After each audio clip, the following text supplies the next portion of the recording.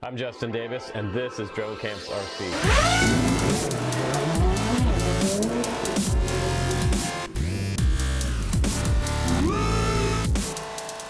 Hey guys, welcome back to the channel. I am super excited today. I have a new micro brushless to show you guys, and I've seen this frame around the internet in various names and iterations of this frame. X95 originally, it's a 95mm unibody frame on the bottom, and it's sporting some 3K style carbon fiber and a flat top for a camera. We'll get a little more into that a little bit later. I'll show you some awesome stuff. Still has some grass on here from my last flight, but it has a switchable VTX on there up to 150 watts. It's a tiny little VTX, and it's also running a 20 amp speed controller, 4-in-1 speed controller on here. So these little 1104s with 1940 size props, you can run this from 2 to 4S, and it screams on 3S. So I'm wondering how this would sound with 4S on it. It would just go through the roof, but it does come with a little red JST connector, which I use to run my 2S batteries. I have some tattoos and some G&Bs that I'm running. You guys know I like those, and this thing actually performed really, really well with the stock Betaflight PIDs on there. So I'm going to run it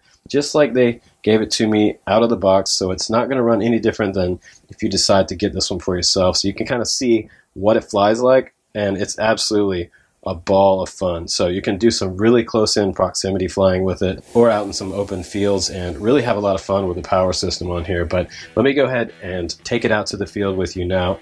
I'll show you what this little X95 EDGE does in the big open field, and we'll also do some close-in proximity flying in between trees. And I think you'll be surprised at how well this one performs. Here we go.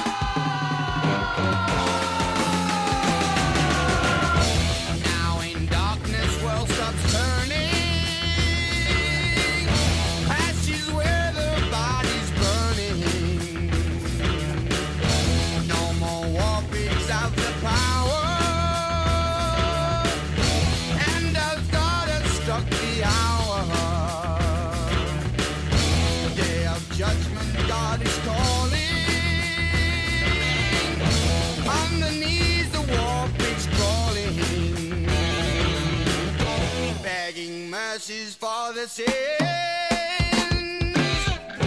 Satan laughing spreads his wings. Oh Lord, just way down, way down, way down, way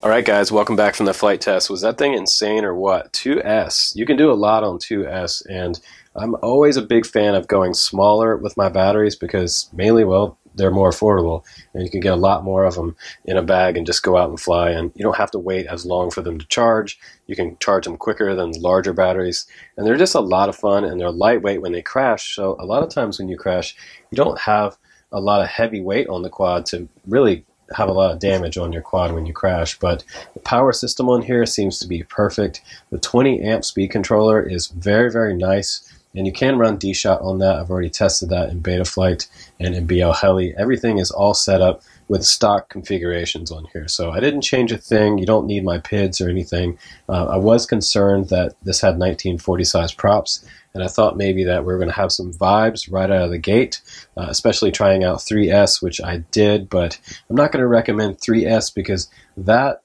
starts at the top end to have some issues. So I would run this one on 2S. If you do 3 or 4S, just be very careful that you don't fry anything on this setup. Take everything apart, go over it, and make sure that the proper voltage is getting to the camera and the rest of the components on here. So I'm not totally sure how they have this wired up. You want to use caution whenever you move up in your voltage for your battery ranges because you don't want to fry anything on your brand new quad. But I have an XM Plus receiver tucked underneath this flat spot right here, and this is really awesome, mainly because I can add that little TPU mount on the top of this, and it goes back far enough that I don't see the white from the TPU mount, which is great because if you guys have seen the Firefly camera, this is probably the hottest new micro brushless camera out there right now shooting 1080p. Some people say it's downsampled to 720, but whatever. The footage looks awesome for the Firefly camera, and this is really helping to change the game for micro brushless. It's kind of like the mini GoPro, if you will, for micro brushless. I'll try to put a link down below for this little guy because these are probably going to sell out pretty quickly. And it does take a little micro SD card on the side. It has a little USB charging port right there, and it does record audio, which is really sweet. And it has 2 shooting modes, 720 and 1080p. There's a little M button right here and a power on and off. There's a little LED on the front there, just to let you know when it's flashing that it is recording. And it does have a tiny little 10mm lens on there shooting 160-degree field of view on that little Firefly. So perfect combination with the X95 EDGE and the Firefly. And all in all, you're adding probably about 25 grams extra to your total setup right here. So not a lot of extra added weight, but that is a really cool option. And if you need a TPU canopy, let me know. I have a printer and I can print you guys one out. Just send me an email to dronecamps@gmail.com and I'll try to fire one off to you. So aside from 20 amp ESCs, it does have some branded motors on here. It says all engine on the side, and I'm just going to spin this around so you can see it's 1104 7500 kV motor. So it's a really high kV motor. It's going to be a lot of RPMs on 2S, even on 2S with these 1940 size props. And that combination makes it fly really well. These little tiny props are actually nice and smooth and quiet. Also, another feature that I love about this quad is the fact that it does have a beeper on it already, and something this small, you really want a beeper because you'll never find this thing in the field. And it also has a couple LEDs on the back, which really are not a big deal to me. I'm not super into LEDs, but having that buzzer there is just, it makes all the difference when you do crash this little guy. And let's take a look at the bottom of the quad. The whole thing is a true X design, and it's 95mm from motor to motor. I don't have any rubbing on the bottom of the motors here. They're perfectly centered up. Just go ahead and take a driver and go around and make sure all your motor screws are tight, and maybe add a little bit of Loctite on these because you don't want your screws to fall out. Now the quality of the body itself, the top and the bottom plate are 3K carbon fiber. It looks really nice, and there's not a lot of flex in the arms, which is great. I did fly one last year that was like a super thin frame. It was like maybe like a millimeter, and it broke on the first flight. This one came back in one piece, and not even any scratches on it with all of the flying that I did. But I did lose one bolt here and one bolt here, so you definitely want to go over these frames. Get any frames from China, just make sure that you Loctite your metal to metal connections where you have a bolt going through to a metal frame like this one. But the top of this frame is extremely durable. You're not going to break these rails right here. These side rails are really nice. They've started using a lot of aluminum side rails now instead of using carbon fiber side rails for a lot of the micros. They do break if you use carbon side rails. I've seen it on some of the more expensive micro brushless quads out there. And this little guy is sporting an f4 on here, which kind of made me nervous at first, but it ended up flying really, really nice and pretty smooth. Generally, f3s will fly a little bit better and a little bit smoother on the stock PIDs, but this one performed really, really well. So, but I think everything on here, all the components, the power system, the VTX that they chose to put on here, that 5.8, that's switchable between 25, 100, and 150 milliwatt. 150 milliwatts great for something this small because you can get pretty far across the field. You guys saw I got way out there with this quad. So I think it has a good range, and it's also really nice and clear up close and even over in the trees. But let's just go ahead and summarize this quad for you guys. Let me give you my final opinion, and I'll also give you a star rating for this quad. Now the star rating right away is going to be 4.5. It's not like a Baby Hawk R by any means because it is quite small. It's 95 millimeter, and you can't expect like Baby Hawk R performance out of something so small.